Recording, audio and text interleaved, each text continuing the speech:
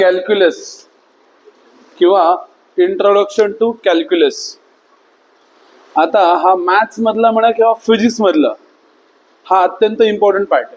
मी तुम्हाला आधी याच्या आधी सांगितलं होतं बघा की math is not a subject, mathematics is not a subject, but असं म्हटलं जातं की mathematics is a tool to understand the concept of physics. मॅथमॅटिक्सला सब्जेक्ट असं न म्हणता मॅथमॅटिक्सला काय म्हटलं जातं की मॅथमॅटिक्स हे एक टूल आहे आणि त्याचा यूज काय टू अंडरस्टँड. तुम्हाला फिजिक्सचे कन्सेप्ट समजून घ्यायचे असतील ना तर त्याच्यासाठी कशाची गरज पडते आपल्याला, मॅथमॅटिक्सची. आता त्याच्यामध्ये पण कॅल्क्युलस हा सगळ्यात इम्पॉर्टंट पार्ट आहे. आता तुम्हाला एक सांगतो मी, समजा फिजिक्समध्ये किंवा इव्हन केमिस्ट्रीमध्ये जेव्हा आपल्याला एखाद्या कुठल्याही गोष्टीचा स्टडी करायचा असतो तेव्हा तिथे आपण ऍट अ टाइम किती गोष्टी घेतो, दोन गोष्टी घेतो आपण. आणि समजा तर फॉर एक्झाम्पल बघा, समजा आपण असं म्हणूयात की मला समजा एक गॅस घेतलाय मी एखाद्या वेसलमध्ये आणि त्याचा आपल्याला दोन क्वांटिटीज फोकस केल्या. पहिली क्वांटिटी घेतली प्रेशर आणि सेकंड क्वांटिटी घेतली व्हॉल्यूम. आता मला हे चेक करायचे की बाबा प्रेशर आणि व्हॉल्यूम त्या गॅसचे एकमेकांवर डिपेंड आहेत का नाही. मग कसं चेक केलं जाईल, तर पहिल्यांदा मी काय करेल बाबा त्या गॅसचं प्रेशर चेंज करेल आणि समजा प्रेशर चेंज केल्यानंतर व्हॉल्यूम सुद्धा चेंज झालं तर आपण काय म्हणणार की ते दोन्ही एकमेकांवर डिपेंड आहेत, किंवा तुम्हाला आठवत असेल बघा आपण पहिल्या चॅप्टरमध्ये डायमेन्शनचे ऍप्लिकेशन जेव्हा बघितले होतं त्यामध्ये डायमेन्शनचं सेकंड ऍप्लिकेशन जे होतं ना ज्याच्यामध्ये आपण रिलेटेड क्वांटिटीज मधलं इक्वेशन बनवलं होतं, काढलं होतं आपण. त्याच्यात एक क्वेश्चन घेतला होता आपण सिंपल पेंडुलमचा, की समजा आपण एक सिंपल पेंडुलम घेतला म्हणजे एक दोरी घेतली त्याला एक छोटा बॉब अटॅच केला स्पियर आणि त्याला असं आपण इकडे घेतलं आणि सोडून दिलं तर तो बॉब असा ऑसिलेट होईल. त्या अरेंजमेंटला म्हणायचं सिंपल पेंडुलम.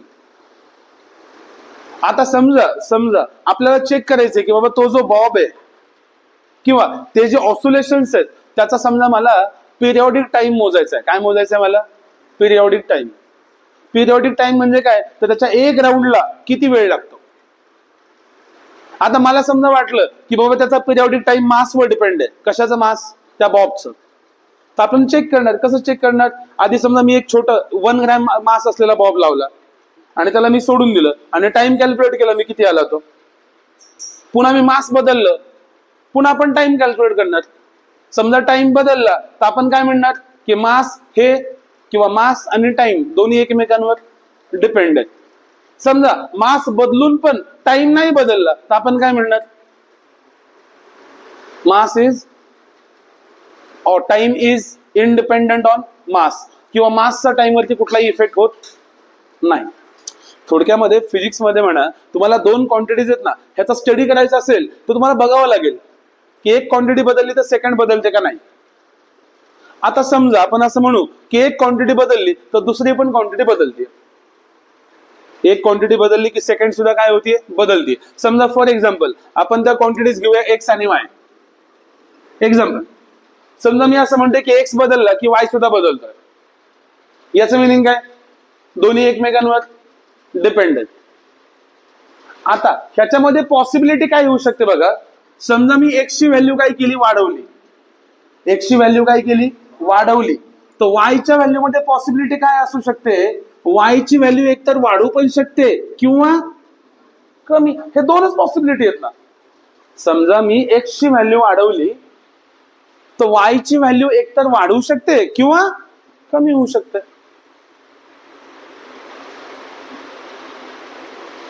जर एक व्हॅल्यू वाढवली आणि दुसरी पण वाढतीये तर त्याला आपण म्हणतो डायरेक्टली प्रोपोर्शनल.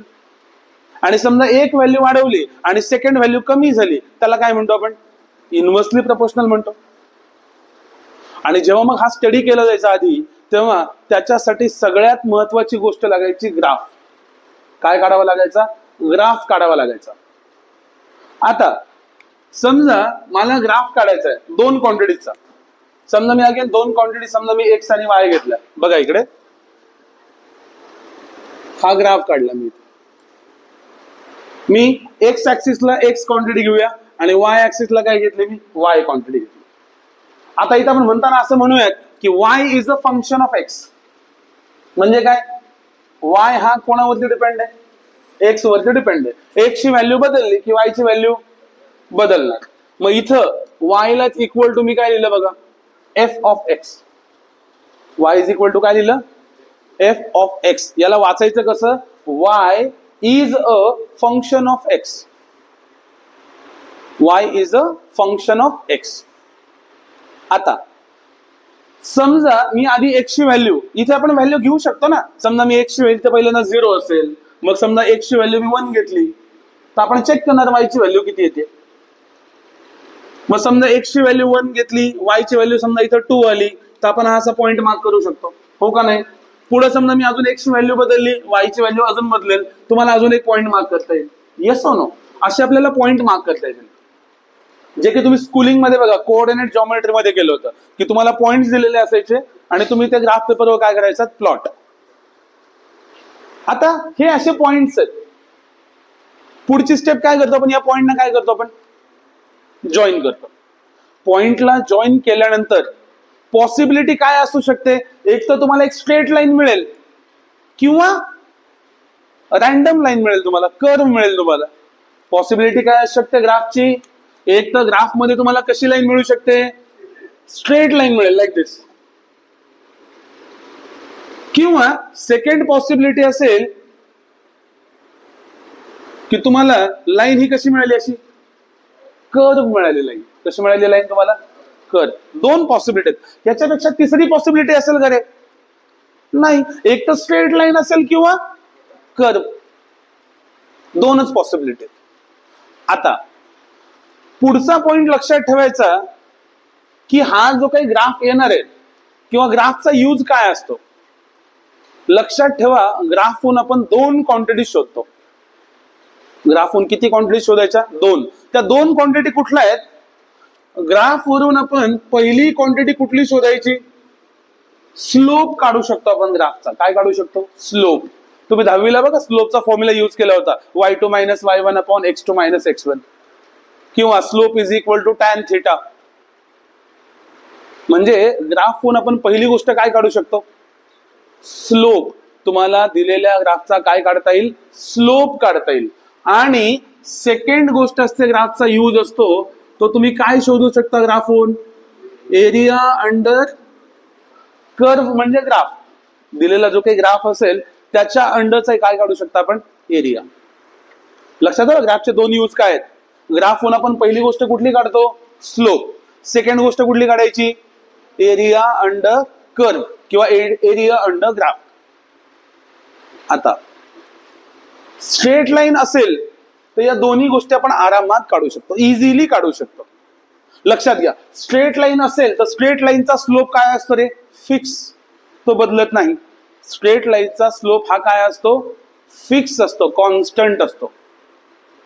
म्हणजे मी याचा स्लोप आपण आरामात काढू शकतो. याचा स्लोप तुम्हाला इथे हे पॉइंट माहित असतील, तुम्हाला स्लोप काढण्यासाठी कुठलेही 2 पॉइंट तुम्हाला सफिशियंट आहेत. तुम्हाला 2 पॉइंट मिळाले की तुम्ही इथं स्लोपचा फॉर्म्युला ठेवणार, y2 minus y1 upon x2 minus x1. Formula put करणार, तुम्हाला काय मिळेल, त्याचं स्लोप मिळेल. क्लिअर आहे, स्लोप तुम्हाला आरामात काढता येईल. किंवा तुमच्यापैकी समजा एखादा हा अँगल मोजू शकतो. अँगल लक्षात ठेवा, स्लोप काढताना अँगल ऑलवेज कुठल्या ऍक्सिस सोबत घ्यायचा, एक्स म्हणण्यापेक्षा पॉझिटिव्ह एक्स ऍक्सिस सोबत घ्यायचा. स्लोप काढताना अँगल हा ऑलवेज कोणासोबत घ्यायचा, पॉझिटिव्ह एक्स ऍक्सिस. मग स्लोपचा पहिला फॉर्म्युला आहे slope is equal to tan theta. तुम्ही इथं थिटा काउंट केलं, पुट करा. समजा थिटाची व्हॅल्यू 30 आली तर टॅन 30 होईल. थिटाची व्हॅल्यू 45 आली तर टॅन 45 होईल, त्याच्या रिस्पेक्टिव्ह व्हॅल्यूज. किंवा सेकंड ऑप्शन असेल की तुम्हाला इथं 2 पॉइंट माहिती दिलेले, 2 पॉइंट दिलेत. समजा इथे मला पहिला पॉइंट आहे x1 y1 आणि हा सेकंड पॉइंट घेतला आपण काय, x2 y2. स्लोप काढणं सोपं आहे, y2 minus y1 upon x2 minus x1. तुम्ही याच्यावर आरामात स्लोप काढू शकता. म्हणजे स्ट्रेट लाईनच्या केसमध्ये स्लोप तुम्ही इझिली फाइंड करू शकता. आता सेकंड पार्ट काय आहे आपला, एरिया अंडर कर्व. आता हा कर्व आहे आपला, हा वाला. मी हा पॉइंट इथे कट करतो. आता हा कर्व आहे, समजा हा अँगल कट केला. आता आपलं टार्गेट आहे, आपल्याला एरिया अंडर कर्व काढायचा. एरिया अंडर कर्व कसा घ्यायचा? हा ग्राफ आहे आपला, हा त्याचा एंड पॉइंट आहे. तर मी एंड पॉइंटहून एक लाईन कुठं काढणार? परपेंडिक्युलर लाईन काढायची कुठं? एक्स ऍक्सिसला. या ग्राफचा हा वाला जो खालचा हा दिसतोय ना, हा वाला पार्ट, हा जो पार्ट असेल हा तुमचा पार्ट कुठला झाला? Area under curve. बर, मग तुम्ही आता इथं हा एरिया इझिली काढू शकता का नाही? कुठला शेप आहे तो? ट्रायंगल. ट्रायंगलचा एरिया हा बेस इंटू हाईट. तुम्हाला इझी वे मध्ये तुम्हाला काय मिळेल? एरिया अंडर कर्व मिळणार. कुठला का शेप असू द्या, स्ट्रेट लाईन जर ग्राफ असेल तर तुम्हाला आरामात त्याचा काय काढता येईल? एरिया काढता येईल. म्हणजे दोन क्वांटिटीचं रिलेशन मध्ये ग्राफ जर स्ट्रेट लाईन येत असेल तर तुम्ही या दोन्ही व्हॅल्यू इझिली कॅल्क्युलेट करू शकता. Yes or no? मग आधी प्रॉब्लेम इथं नसायचा. ग्राफ स्ट्रेट लाईन आला ना की स्लोप पण इझिली काढता यायचा आणि एरिया अंडर कर्व पण इझिली काढता यायचा. प्रॉब्लेम यायचा कुठे? जेव्हा दोन क्वांटिटीच्या रिलेशन मधला ग्राफ हा कशी लाईन असेल? एक कर्व लाईन असेल, तेव्हा इथं प्रॉब्लेम यायचा. प्रॉब्लेम काय यायचा? इकडे बघा, आता ही लाईन जी आहे ही कर्व लाईन आहे आणि लाईन जर स्ट्रेट नसेल, कर्व आहे, म्हणजे त्याचा स्लोप कॉन्स्टंट नसतो. त्याचा स्लोप कॉन्स्टंट नसतो, त्याचा स्लोप चेंज होत जाणार. पॉइंट बदलला, स्लोप बदलणार. फॉर एक्झाम्पल बघा, याला थोडंसं पण हे करू. समजा हा ग्राफ असा काढला लाईक दिस. आता इथं बघा, इथं पहिल्यांदा स्लोप वाढत चाललाय, वाढत चाललाय. इथं स्लोप काय होतोय? कमी होतोय. पुन्हा काय होत चाललं? म्हणजे प्रत्येक पॉइंटला स्लोपची व्हॅल्यू चेंज होतीये, चेंज.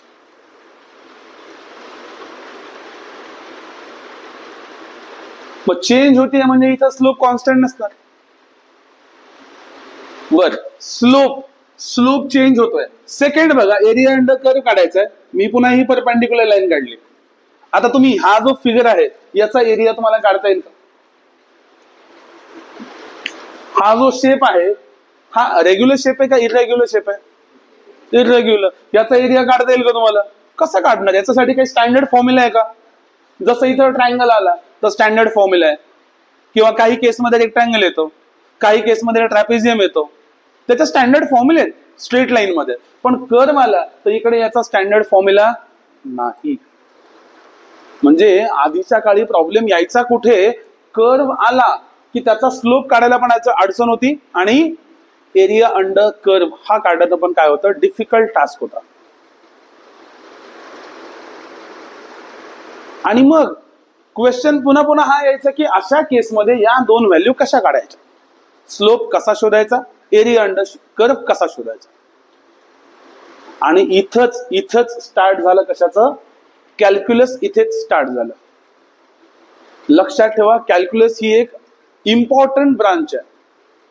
आणि कॅल्क्युलस कुठे रोल प्ले करते? जिथं कर्व येतो तिथे. इथं अप्लाय होते, बाय डिफॉल्ट स्ट्रेट लाईनला सुद्धा अप्लाय होते, दोन्हीकडे अप्लाय होते कॅल्क्युलस. म्हणजे कॅल्क्युलसचा मेन जो हेतू होता तो काय होता? जिथं तुम्हाला कर्व पार्ट मिळेल त्या कर्व पार्ट मध्ये स्लोप काढण्यासाठी आणि एरिया अंडर कर्व काढण्यासाठी, ह्याच्यासाठी मेन कॅल्क्युलस हे डिफाईन झालं किंवा यूज केलं गेलं किंवा शोधलं गेलं. कॅल्क्युलस पहिल्यांदा एक जर्मन सायंटिस्ट होता ज्यांचं नाव होतं लायबनिज यांनी बनवलं. ऍज वेल एज न्यूटनने सुद्धा कॅल्क्युलस बनवलं होतं.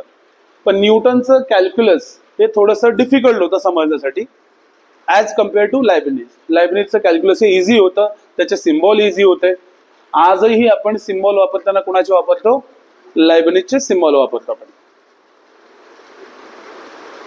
कळलं कॅल्क्युलसचा यूज काय येतो? कॅल्क्युलस कशासाठी यूज केलं जातं? स्लोप आणि एरिया अंडर कर्व काढण्यासाठी कॅल्क्युलस यूज केलं जातं. आता कॅल्क्युलस मध्ये बघा, पुन्हा आपल्याला दोन गोष्टी काढायच्या. याच्यामध्ये स्लोप काढण्यासाठी कॅल्क्युलस जे यूज केलं जातं त्याला काय म्हणणार तुम्ही? त्याला म्हणायचं डिफरन्शिएशन. त्याला काय म्हणायचं, डिफरन्शिएशन, किंवा सिम्पली त्याला तुम्ही म्हणू शकता डेरिव्हेटिव्ह. स्लोप काढण्यासाठी कॅल्क्युलसची जी ब्रांच यूज केली जाते किंवा जो टाईप यूज केला जातो किंवा जी प्रोसेस यूज केली जाते त्या प्रोसेसला काय म्हणायचं, डिफरन्शिएशन, किंवा त्याला सिंपल मध्ये अजून काय नाव सांगितलं मी, त्याला म्हणायचं डेरिव्हेटिव्ह. पहिला पार्ट. मग आता हे तुम्ही डोक्यात फिट ठेवायचं की डेरिव्हेटिव्ह किंवा डिफरन्शिएशन याचं कामच काय, काय शोधायचं, दिलेल्या ग्राफचा स्लोप. राहील लक्षात. सेकंड वन, तुम्हाला एरिया अंडर कर्व काढण्यासाठी कॅल्क्युलसचा जो टाईप यूज केला जातो त्याला म्हणायचं, त्याला काय म्हणायचं, इंटिग्रेशन म्हणायचं. त्याला इंटिग्रेशन. हे कॅल्क्युलसचे दोन मेन पार्ट आहेत, डेरिव्हेटिव्ह आणि इंटिग्रेशन. तुम्हाला 12वीचं मॅथमॅटिक्स पार्ट 2 सगळं याच्यावर डिपेंड आहे. सो पहिला पार्ट असेल आपला डिफरन्शिएशन किंवा यालाच म्हणायचं डेरिव्हेटिव्ह. ठीक. पुन्हा आपण एक ग्राफ काढूयात. अगेन फंक्शन काय घेणार आपण, y is equal to F of X. X कुठे आला तुमचा, या इथं. इथं काय आला तुमचा y, आणि हे फंक्शन आहे y equal to F of X. Done. आता जसं मी म्हटलं तुम्हाला की इथं आपल्याला ऍज्युम काय करायचं, ग्राफ स्ट्रेट लाईन का कर्व, कर्व पार्ट घ्यायचा. स्ट्रेट लाईन तर इझी काढू शकतो आपण. आपण इथं काय ऍज्युम करणार, कर्व. समजा मी बघा इथे एक कर्व काढतो, हा समजा एक कर्व आहे, हा एक कर्व आहे, हा ग्राफ आला आपल्याला. आणि आता आपलं टार्गेट आहे की आपल्याला काय शोधायचं आहे, स्लोप शोधायचं आहे. स्लोप. बरं. स्लोप शोधण्यासाठी पहिलं काम काय करतो आपण, इथे 2 पॉइंट घेतले. समजा मी काय घेतले, 2 पॉइंट. पहिला पॉइंट घेतला आपण ए. बर, ए पॉइंट घेतला. सेकंड पॉइंट काय घेतला आपण, बी. ए पॉइंटचे कोऑर्डिनेट्स. ठीक आहे. इथं बघा हा पॉइंट ए वन मी इकडे असे हे व्हॅल्यू काढतो. ठीक आहे ना. हा पॉइंट ए असेल. ए चा हा वाला कोऑर्डिनेट कुठला होईल तुमचा, x1. इकडचा हा वाला कुठला होईल, y1. तसंच आपण बी वरून एक परपेंडिक्युलर काढूयात एक्स ऍक्सिसला. हा पॉइंट कुठला होईल, x2. बी वरून आपण या साईडला काढूयात. हा काय आला तुमचा, y2. आले कोऑर्डिनेट्स दोन्ही पॉइंटचे. आता आपल्याला काय शोधायचंय, स्लोप. बघा आता इथे काय लिहिता येईल, नाव स्लोप ऑफ लाईन. बघा ए आणि बी ला इथे मी स्ट्रेट लाईन काढतो. Straight line. एक मिनिट थांबा, थोडा पण याला बेंड करू अजून.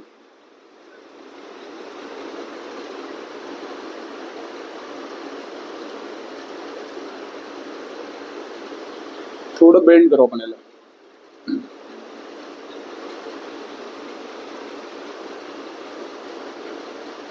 हा बी पॉइंट इथं घेऊ आपण.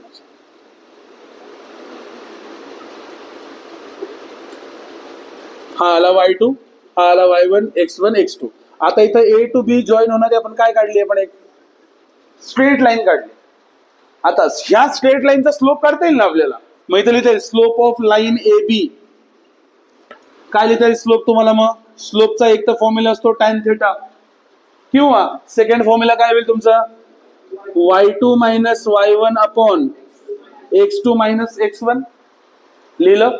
आता तुम्ही जर नीट बघितलं, बघा इथं हा वाला जो पार्ट आहे बघा, ही वाली व्हॅल्यू किती आहे तुमची, y1, आणि ही व्हॅल्यू किती आहे, y2. ही एवढी व्हॅल्यू किती असेल तुमचा, हा डेल्टा y, म्हणजे y2 मायनस y1. हो का नाही. हे बघा हे जे डिस्टन्स y1, आपण हे डिस्टन्स जे घेतो y1 y2, हे कुठून मोजतो आपण, ओरिजिन पासून. मग हा y1 आहे, y2 आहे, या दोघांचा डिफरन्स मला काय घेता येईल इथे, y2 मायनस y1. आणि y2 मायनस y1 लाच मी कशाने दाखवलं, डेल्टा y. तुम्हाला आठवतं मी सांगितलं तुम्हाला, डेल्टा म्हटलं की लक्षात ठेवायचं चेंज. डेल्टा म्हटलं की काय लक्षात ठेवायचं, चेंज. दोन व्हॅल्यूचा डिफरन्स, चेंज म्हटलं की आला हा डेल्टा y. तसंच इथं बघा आता हा वाला जो पार्ट असेल, हा वाला याला काय लिहिणार तुम्ही, x2 मायनस x1. म्हणजेच त्याला काय लिहिता येईल आपल्याला, आलं. पुढं इथं पण सेम तसंच अपडेट होतं आपण. y2 मायनस y1 ला काय लिहिणार तुम्ही? Delta y. x2 minus x1 ला काय लिहिलं? हा जो स्लोप आलेला आहे, हा स्लोप कशाचा आहे? ह्या स्ट्रेट लाईन एबीचा आहे. कशाचा आहे तो? स्ट्रेट लाईन एबीचा. आणि लक्षात ठेवा, ही स्ट्रेट लाईन एबी हा या कर्वचा पार्ट नाही. आपला जो मेन कर्व आहे ना, तो हा वाला इथं, हा बेंडिंग लाईन, ही आपला मेन ग्राफ आहे. आणि आपण हा जो स्लोप काढलाय, हा स्लोप कशाचा काढलाय आपण? एबी ह्या स्ट्रेट लाईनचा स्लोप काढलाय, या स्ट्रेट लाईनचा. आता नीट लक्ष द्या, इथे लिहितो मी बघा, as delta x tends to 0. याचं मिनिंग समजून घ्या. काय लिहिलं मी इथं? ऍज डेल्टा एक्स, या ऍरोला काय म्हणायचं? Tends to. या ऍरोला म्हणायचं टेंड्स टू. इथं लिहून ठेवतो वाटलं तुम्ही. डेल्टा एक्स टेंड्स टू काय म्हणायचं याला? 0. डेल्टा एक्स टेंड्स टू 0 म्हणजे काय? तर डेल्टा एक्स ची व्हॅल्यू हळूहळू कशाला अप्रोच होत चालली आहे? 0 ला. हळूहळू कशाला अप्रोच होत चालली आहे? 0 ला. आता नीट लक्ष द्या. हे बघा, हा तुमचा डेल्टा एक्स आहे, बरोबर आहे ना? हा डेल्टा एक्स आहे. हा तुमचा इथं पण हा बी पॉइंट काढलाय. हा आता नीट बघा, हा जो डेल्टा एक्स आहे हळूहळू 0 ला येणार, म्हणजे हे डिस्टन्स हळूहळू काय होत जाणार? कमी कमी. बरं, आता बघा, आपण ए पॉइंट फिक्स ठेवलाय. डिस्टन्स कमी होते म्हणजे कुठला पॉइंट मूव्ह होतोय? बी पॉइंट मूव्ह होतोय. जसं जसं हा डिस्टन्स कमी कमी होईल तसं तसं तुमचा बी पॉइंट खाली खाली येत जाईल. हो का नाही? जसं जसं हे डिस्टन्स कमी होतंय तसं तसं तुमचा बी पॉइंट असा खालच्या बाजूला शिफ्ट होत जाईल. बघा ना, समजा मी म्हटलं बघा, हा डेल्टा एक्स मी इथं घेतला, असा डेल्टा एक्स एवढाच घेतला मी, एवढा घेतला म्हणजे तुमची ही स्ट्रेट लाईन आली, म्हणजे तुमचा बी पॉइंट या पॉइंटला आला. Yes or no? बरं, हा बघा इथं लक्ष द्या, जसं जसं डेल्टा एक्स कमी कमी होतोय, बी पॉइंट खालच्या बाजूला शिफ्ट होतोय, तर तुमची ही जी लाईन स्ट्रेट लाईन एबी आहे ही सुद्धा अशी हळूहळू हळूहळू खालच्या लाईनला बेंड होत जाणार. Yes or no? पुन्हा एकदा सांगतो, डेल्टा एक्स ची व्हॅल्यू जसं जसं कमी कमी होत जाईल तसं तसं बी पॉइंट खालच्या बाजूला शिफ्ट होत जाणार. जसं बी पॉइंट खालच्या बाजूला शिफ्ट होत जाईल तसं ही जी स्ट्रेट लाईन एबी आहे ही सुद्धा तुमची अशी हळूहळू हळू अशी बेंड होत जाईल. Yes or no? आणि जेव्हा जेव्हा हा डेल्टा एक्स ची व्हॅल्यू कमी कमी होत जात, सगळ्यात शेवटी डेल्टा एक्स ची व्हॅल्यू किती होणार? 0. ज्या मोमेंटला डेल्टा एक्स ची व्हॅल्यू 0 झाली तेव्हा बी पॉइंट कशाला मॅच होईल? ए पॉइंटला मॅच होणार. बी पॉइंट कशाला मॅच होईल? ए पॉइंटला मॅच होईल. आणि लक्षात घ्या, जेव्हा बी पॉइंट हा ए ला मॅच झाला म्हणजे ही जी स्ट्रेट लाईन आहे ना, ही स्ट्रेट लाईन म्हणजेच या पॉइंट ए ला ती काय असेल? पॉइंट ए ला ती असेल टँजेंट.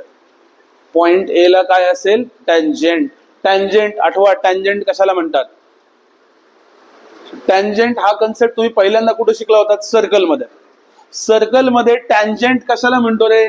टँजेंट म्हणजे अशी की जी सर्कलच्या किती पॉइंट मधनं पास होतीये? एकच पॉइंट मधनं. सर्कलच्या सर्कम्फरन्स वरचा जो एक सिंगल पॉइंट आहे त्या सिंगल पॉइंट मधनं पास होणाऱ्या लाईनलाच काय म्हणतो आपण? टँजेंट. आणि इथं जसं डेल्टा एक्स ची व्हॅल्यू 0 होईल, डेल्टा एक्स ची व्हॅल्यू 0 झाली म्हणजे बी पॉइंट हा ए पॉइंटला मॅच झाला. बी पॉइंट हा ए पॉइंटला मॅच झाला म्हणजे ही स्ट्रेट लाईन एबी जी असेल ती आता कशामध्ये कन्वर्ट होईल? ती टँजेंट मध्ये कन्वर्ट होईल. टँजेंट कुठल्या पॉइंटला? पॉइंट ए ला. ए म्हणा किंवा बी म्हणा, कारण ए आणि बी त्या केसमध्ये मॅच होतील. येत आहे का लक्षात? सो इथं लिहिता येईल आपल्याला, as delta x tends to 0 line A B becomes, काय होईल ती? Becomes tangent. कुठं? At point A. कुठं होईल ती टँजेंट? ऍट पॉइंट ए ला ती काय होईल? टँजेंट होईल. टँजेंट. आणि मग आता नवीन स्लोप बघा, therefore स्लोप ऑफ, आता स्लोप कशाचा घेणार आपण? टँजेंट. कारण आता लाईन एबीच काय झालीये? टँजेंट. म्हणजेच एबीचा स्लोप म्हणजेच कुणाचा स्लोप झाला? आता टँजेंटचा स्लोप झाला. मग स्लोप ऑफ टँजेंट इज काय स्लोप होणार बघा? हा जो स्लोप होता हा स्ट्रेट लाईनचा स्लोप होता. आता आपल्याला टँजंटचा स्लोप काढायचा आहे. टँजंटचा स्लोप काढण्यासाठी फक्त एकच चेंज झाला, डेल्टा एक्स ची व्हॅल्यू कशाला अप्रोच झाली? 0 ला. मग याला कसं लिहायचं बघा, देअरफॉर स्लोप इक्वल टू, याला आपण लिहितो limit delta x tends to 0. ही टर्म का आली लक्षात घ्या, हे तुम्हाला पुढे मॅथ्स मध्ये आहे. लिमिट हा चॅप्टर तुम्हाला आहे मॅथ्स मध्ये. फक्त मी आता शॉर्ट तुम्हाला सांगतो. मी लिमिट, याला लिमिट म्हणायचं, LIM शॉर्ट फॉर्म लिहितो आपण त्याला, पण त्याचं ऍक्च्युअल नाव लिमिट आहे. याला वाचायचं limit delta x tends to 0. म्हणजे डेल्टा एक्स ची व्हॅल्यू कशाला अप्रोच होणार आहे?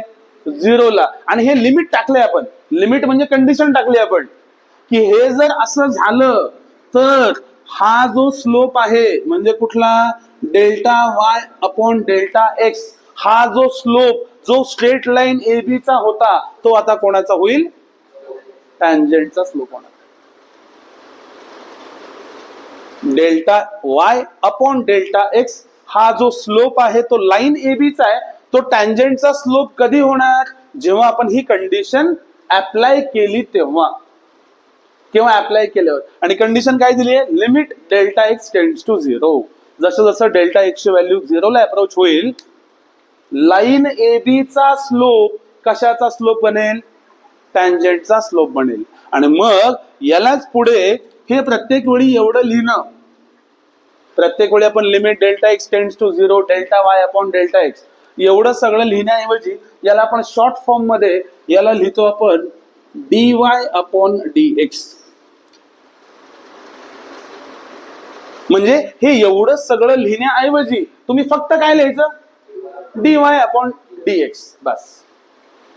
हा झाला डेरिव्हेटिव्हचा फॉर्म, dy अपॉन dx. याला इथं लिहितो मी, हा जो dy अपॉन dx आहे याला कसं वाचायचं? याला म्हणतो आपण derivative of y. dy upon dx ला कसं वाचायचं? Derivative of y with respect to काय? dy बाय dx ला कसं वाचायचं? Derivative of y with respect to x. आलं? जसं dy बाय dx ला पण हे नाव दिलंय, तसं मला सांगा, समजा मी इथे लिहितो dx upon dt, dx upon dt, याला कसं वाचणार आपण? Derivative of x with respect to t. आलं लक्षात? म्हणजे डिव्हिजनला जी टर्म असेल, हा डी जो आहे ना, हा डेरिव्हेटिव्हचा सिम्बॉल आहे. Derivative of x with respect to t. किंवा याला आपण अजून एक नाव देतो बघा, याला आपण अजून कसं वाचू शकतो? याला म्हणायचं rate of change of y with respect to काय? x. दोन्ही लक्षात ठेवा. एक तर तुम्ही याला म्हणू शकता derivative of y with respect to x, किंवा त्याला काय म्हणायचं? Rate of change of y with respect to x.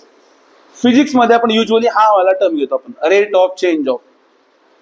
पुढे मी जेव्हा तुम्हाला मोशन शिकवेल तेव्हा हे येईलच. ही वाली टर्म लक्षात ठेवा, rate of change of y with respect to x. With respect to x. हा झाला डेरिव्हेटिव्हचा बेसिक कन्सेप्ट. बेसिक डेरिव्हेटिव्हचा यूज काय होता? डेरिव्हेटिव्हचा यूज होता तुम्हाला काय शोधायचं आहे? स्लोप. स्लोप ऑफ दिलेल्या कशाचा? Slope of what? Curve at given point. दिलेल्या पॉइंटला येते का लक्षात? नक्की कळाल्या? सगळ्या टर्म्स व्यवस्थित कळाल्यात?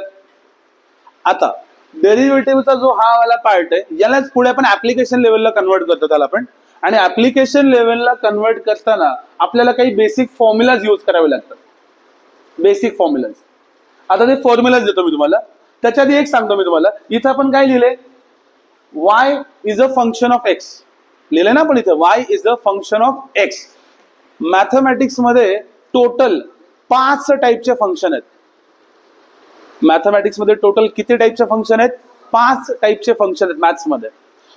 5 टाईपचे फंक्शन बघा इकडे, L, I, A, T आणि E. हे 5 टाईपचे फंक्शन आहेत. फुल फॉर्म बघा, एल जो आहे, एल म्हणजे लॉगरिथम. एल म्हणजे काय? लॉगरिथम. आपण लॉग टेबल शिकलो ना, तो वाला लॉगरिथम. आय, आय म्हटलं की इनव्हर्स म्हणायचं याला, इनव्हर्स फंक्शन. इथं एल म्हटलं की हा इथं लिहितो मी लॉग एक्स.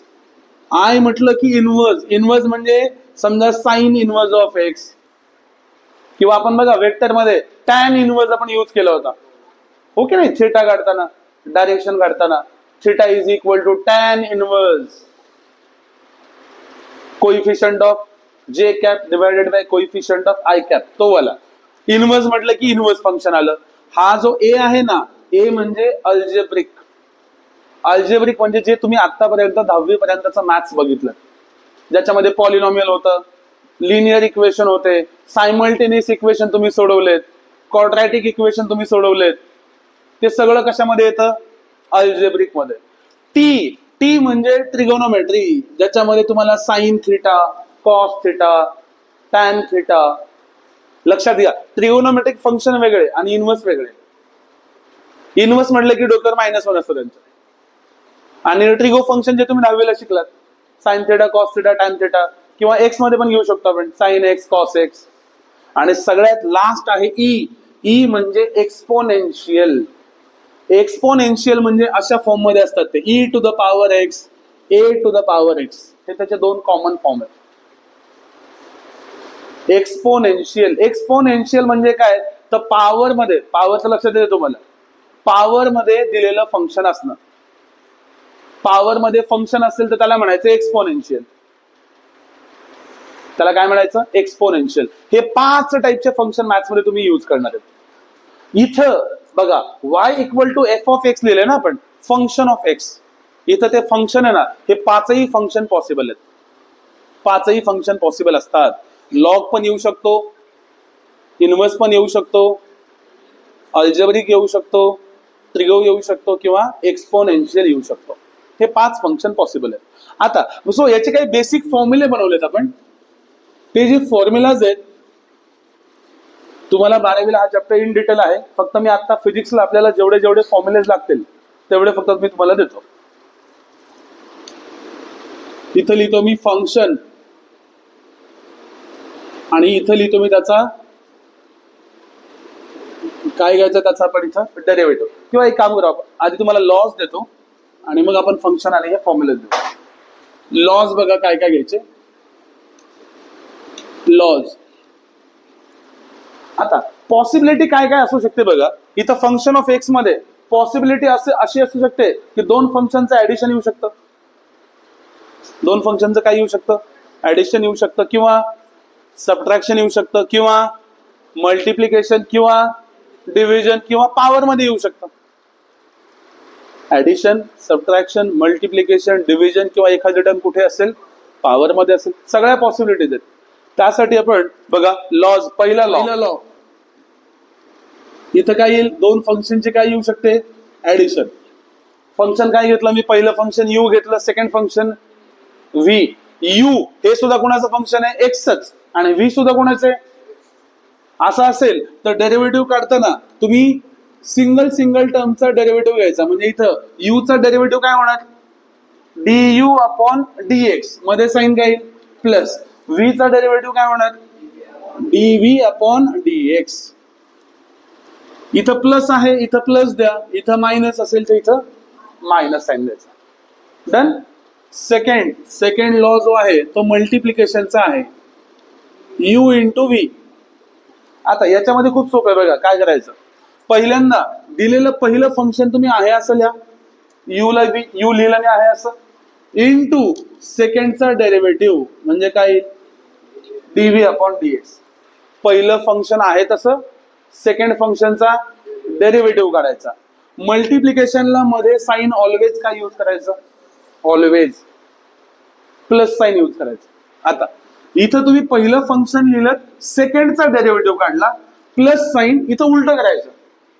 म्हणजे काय? आधी जसा आहे तसा ठेवलाय, त्याचा डेरिव्हेटिव्ह घ्यायचा, आणि पहिल्यामध्ये ज्याचा डेरिव्हेटिव्ह घेतलाय तो ऍज इट इज घ्यायचा. म्हणजे इथं होईल व्ही इंटू काय होईल तो?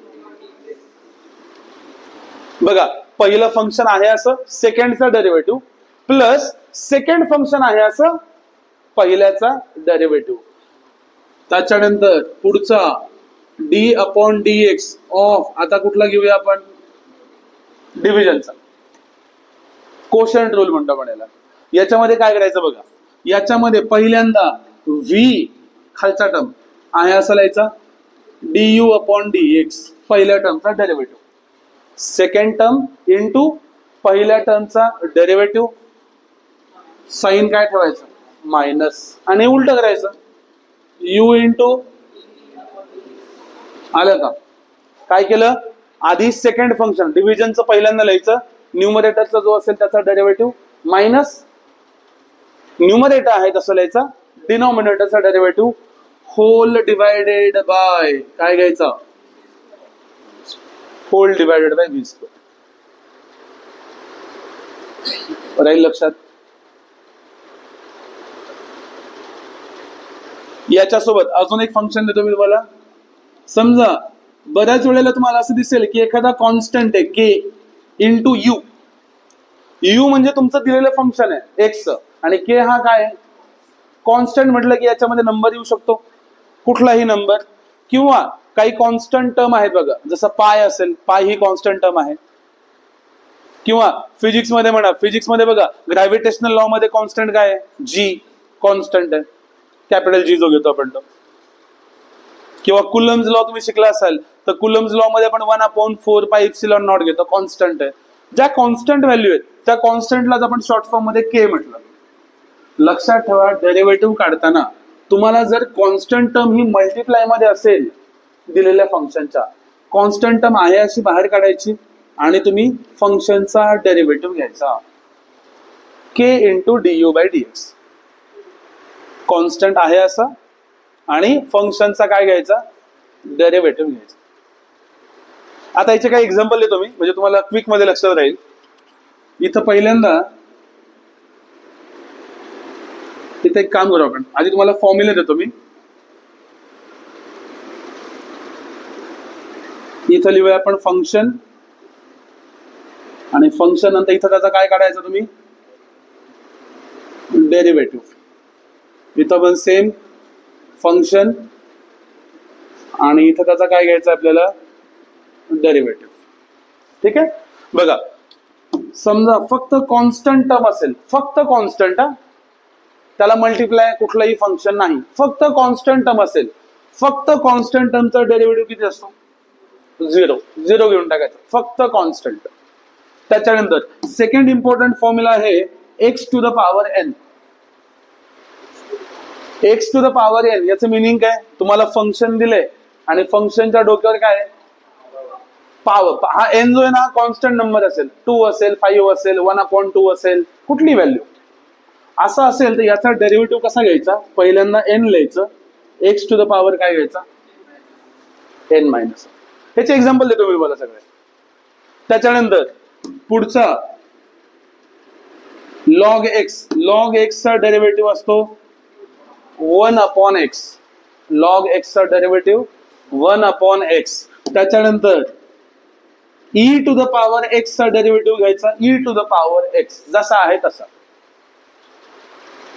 त्याच्यानंतर स्क्वेअर रूट ऑफ x असेल तर याचा डेरिव्हेटिव्ह घ्यायचा 1/2 into square root of x. हे सगळे फॉर्म्युले लर्न करायचे. पुढचा 1/x असेल, लक्षात ठेवा ही मिस्टेक नाही करायची, बरीचशी मुलं करतात. लॉग एक्स चा डेरिव्हेटिव्ह काय आहे 1/x. लॉग एक्स चा डेरिव्हेटिव्ह 1/x. बरीच मुलं काय करतात मग 1/x चा डेरिव्हेटिव्ह लॉग एक्स, पण असं नसतं. 1/x चा डेरिव्हेटिव्ह असतो -1/x². -1/x² असतो तो. क्लिअर. त्याच्यानंतर पुढचं इम्पॉर्टंट फंक्शन आहे साइन एक्स. साइन एक्स चा डेरिव्हेटिव्ह काय घ्यायचा, कॉस एक्स. कॉस एक्स चा डेरिव्हेटिव्ह काय घ्यायचा, मायनस साइन एक्स घ्यायचा, मायनस साइन एक्स. त्याच्यानंतर टॅन एक्स. टॅन एक्स चा डेरिव्हेटिव्ह घ्यायचा सेक स्क्वेअर एक्स घ्यायचा, सेक स्क्वेअर एक्स घ्यायचा. त्याच्यानंतर सेक एक्स. सेक एक्स चा डेरिव्हेटिव्ह घ्यायचा sec x into tan x, sec x into tan x. त्याच्यानंतर कोसेक एक्सचा डेरिव्हेटिव्ह घ्यायचा मायनस कोसेक एक्स इंटू काय घ्यायचा, cot x, minus cosec x into cot x, आणि सगळ्यात शेवटचं कॉट एक्सचा डेरिव्हेटिव्ह घ्यायचा मायनस कोसेक स्क्वेअर एक्स. काय घ्यायचं, मायनस कोसेक स्क्वेअर एक्स. हे एवढे फॉर्म्युले तुम्ही आतापुरतं फिजिक्स साठी एवढे लर्न केलेत तरी मोर दॅन इनफ आहे.